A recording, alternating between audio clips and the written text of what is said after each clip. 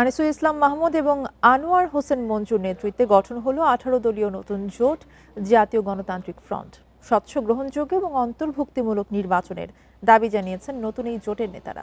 এছাড়া অন্তর্বর্তী সরকারকে নির্বাচনকালীন সরকার হওয়ারও আহ্বান তাদের। আরএফএল গিজার মানে চটজলদি পানি গরম, বিদ্যুৎ বিল 20% কম। আরএফএল গিজার, উষ্ণ পানির পরশ।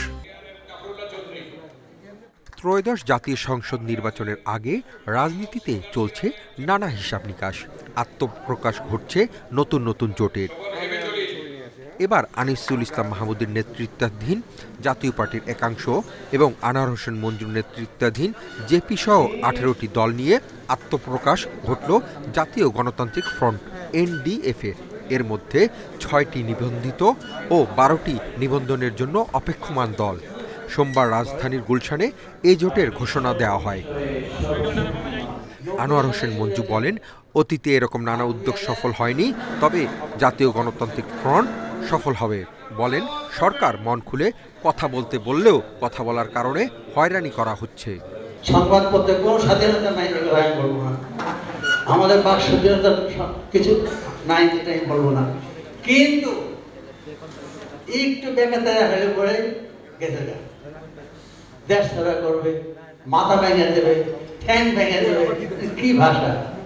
জোট প্রধান আনিসুল ইসলাম মাহমুদ বলেন, অন্তর্ভুক্তিমূলক ও গ্রহণযোগ্য ভোটের জন্য লেভেল প্লেইং ফিল্ড নিশ্চিত করতে হবে। জোটের সমন্বয়ক রুহুল আমিন হাওলাদার বলেন, কোনো দলকে বাদ দিয়ে নির্বাচন করলে তা টেকসই হবে না। জাতীয় গণতান্ত্রিক ফ্রন্ট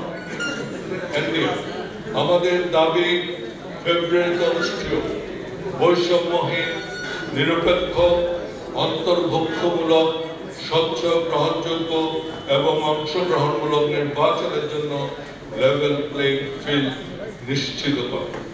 সরকারকে আগামী 2 মাসে নিরপেক্ষ নির্বাচনকালীন সরকারে পরিণত হতে হবে।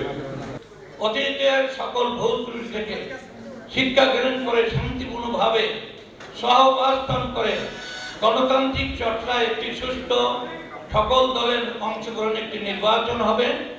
জোট নেতারা আরও বলেন, ইসি মুখে নির্বাচনের প্রস্তুতির কথা বললেও বাস্তবে এর প্রতিফলন দেখা যাচ্ছে না। Hasif Mahmud Shah, independent news, Dhaka.